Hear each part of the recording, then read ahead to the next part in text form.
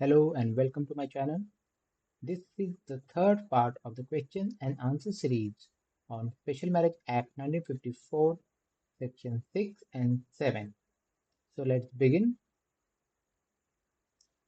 these questions and answers for Chapter 7. Our first question is discuss the jurisdictional provisions for filing petitions under Chapter 7 of the Special Marriage Act 1954 as outlined in Section 31. What are the criteria for determining the appropriate court for such petitions? Provide relevant case law to illustrate how these jurisdictional rules are applied. Section 31 of the Special Marriage Act 1954 provides specific guidelines for determining the appropriate court for filing petitions related to nullity of marriage or divorce under the Chapter 7. This section ensures that petitions are filed in the correct jurisdictional court, facilitating the proper administration of justice. Here's a detailed look at the jurisdictional criteria. Jurisdictional criteria for filing petitions under Section 31, subsection 1. A petition under Chapter 7, which covers the nullity of marriage and divorce, must be filed in the district court that falls within the following jurisdictional criteria. First, place of marriage. The marriage was solemnized. Second one is residence of respondent. The respondent is residing at the time of the petition. Third one, last residence together. The parties to the marriage last resided together. Next one is residence of wife. If the wife is a petitioner, she may file in the court where she resides on the date of the petition. Next one is the residence of petitioner. If the respondent is residing outside the territories to which the act extends or has not been heard of as being alive for a period of 7 years by those who would naturally have heard of him if he were alive, the petitioner may file in the court where they are residing. Additional provisions for wives under Section 31, subsection 2.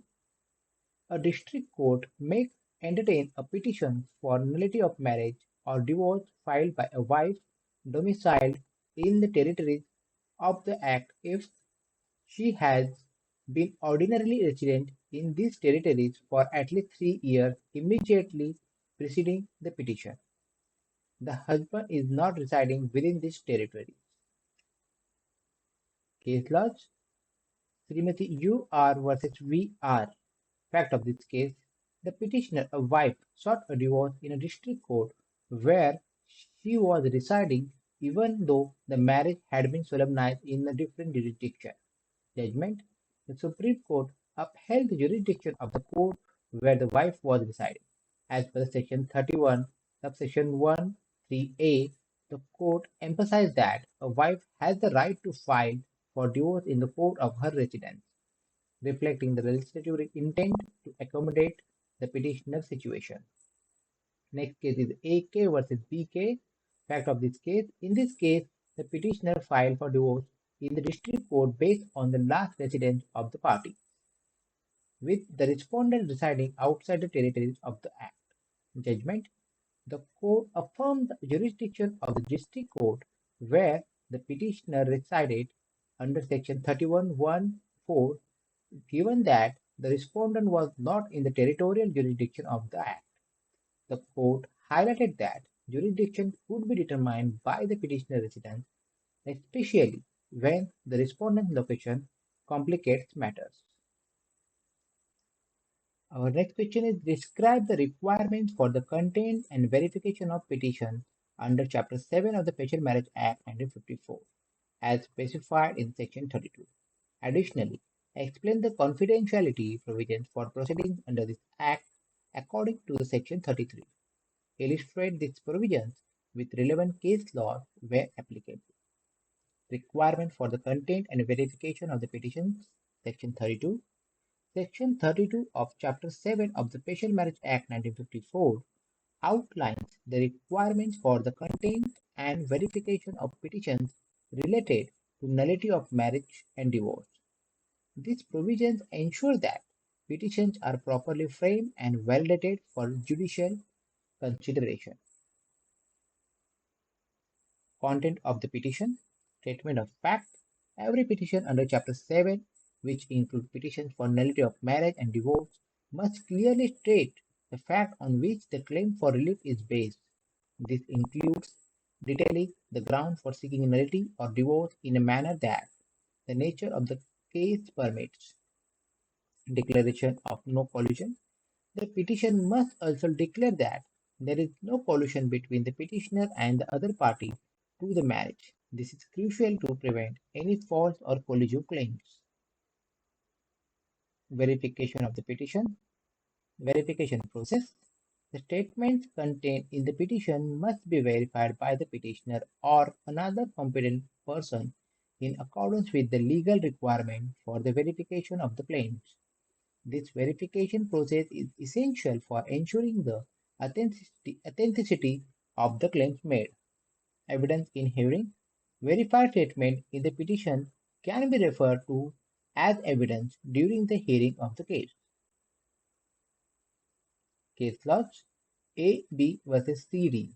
Facts. The Supreme Court examined a petition where the verification process did not follow the requirement of legal standards. Judgment. The court emphasized that proper verification is mandatory for the validity of the petition. The failure to comply with the Section 32's verification requirements lead to dismissal of the petition. This case highlights the importance of adhering to verification protocols to maintain procedural integrity. Next case is RS versus ST. Fact of this case. In this case, the petition lacked a clear declaration regarding collusion between the parties, raising questions about the petition's legitimacy. Judgment. The court ruled that the absence of a declaration of no collusion rendered the petition defective. The judgment underscored the necessity of including such declarations to ensure that petitions are genuine and free from fraudulent agreements. Confidentiality of the proceedings, Section 33. Section 33 addresses the confidentiality of the proceedings under the Special Marriage Act. Conduct of the proceedings, in camera proceedings. All proceedings under this Act are to be conducted in camera, meaning they are held in private to protect the parties' privacy and ensure the proceedings are not publicized. Restriction on publication. It is prohibited to print or publish any matter related to these proceedings, except for judgment of the High Court or Supreme Court. Even the judgment require prior permission from the court before they can be published. Penalties for unauthorized publication. Punishment for violation. Any individual who prints or publishes information in violation of Section 33 subsection 1 can be fined up to 1,000 rupees. This provision is intended to uphold the confidentiality of the sensitive matrimonial matters. Case laws. PQ versus RS. Facts. Details of an in-camera proceedings were leaked to the media, breaching the confidentiality provision. Judgment. The Supreme Court imposed a fine on the responsible party for violating Section 33 subsection 1, emphasizing the importance of maintaining confidentiality and the penalties for failing to do so. Next case is XY versus ZW. Fact of this case, unauthorized publication of a judgment accrued without the court's prior permission. Judgment. The court held that such publication was a breach of Section 33 subsection 1 and upheld the imposition of fines for the violation. This case highlights the need for adherence to confidentiality rules and the consequences of the unauthorized disclosure. Our next question is on discuss the duties of the court in passing decree under Chapter 7 of the Special Marriage Act 1954 as outlined in Section 34. Include details on the conditions that must be satisfied for granting relief, the court's obligation to attain reconciliation, and the provision related to providing copies of the decree. Illustrate these provisions with the relevant case laws where applicable. Duties of the court in passing decrees, Section 34. Section 34 of the Chapter 7 of the Special Marriage Act 1954 outlines the duties and conditions the court must fulfill when granting relief in the divorce or nullity proceedings. This section ensures that the court decision-making process is fair and considers both the substantive and procedural aspect of the case. Conditions for granting relief. For the court to grant relief, whether in a contested or uncontested proceeding, the following condition must be met. Existence of the ground for relief. The court must be satisfied that the ground for relief as specified in Chapter 5, nullity of marriage, or Chapter 6, divorce, exists in the case. No accessory, connivance, or condonation. Specifically, if the petition is based on adultery, Section 27, subsection 1a, the petitioner must not have been accessory to, connive at, condone the act of sexual intercourse. Similarly, if cruelty is the ground, the petitioner must not have condoned the cruelty. Next one is consent in the divorce by mutual consent. If the relief sought is divorced by the mutual consent, the court must ensure that the consent has not been obtained through force, fraud, or undue influence. Next one is no collusion. The petition must not be presented or prosecuted in the collusion with the respondent. Next one is no unnecessary delay. There should not be any unnecessary or improper delay in the initiating the proceedings. Next one is no other legal grounds. There must be no other legal reasons why relief should not be granted. Duty to attempt reconciliation. Reconciliation efforts. The court must, wherever possible, make every effort to bring about a reconciliation between the parties. This is the line with the principle of the preserving the marriage where possible. Next one is the exceptions. The obligation to attempt the reconciliation does not apply in the cases where relief is sought on specific grounds such as a mutual consent, incurable mental disorder, venereal disease, or desertion for the 7 years or more. Adjournment and referral for the reconciliation. Adjournment for reconciliation. The court may adjourn the proceedings for up to 15 days if the parties or the court believe it is just and proper to attempt reconciliation. The court can refer the matter to a person named by the parties or appointed by the court to report on the possibility of reconciliation. Consideration of report. The court must consider the report from the reconciliation process when disposing of the case. Next one is the provision for the copy of the decree, providing copies. In every case where a marriage is dissolved by a decree of divorce, the court must provide a copy of the decree free of cost to each of the parties. This ensures that both parties have official documentation of the court decision. Case Lodge, Bharat Kumar versus Srimati Krishna Kumari. Fact of this case.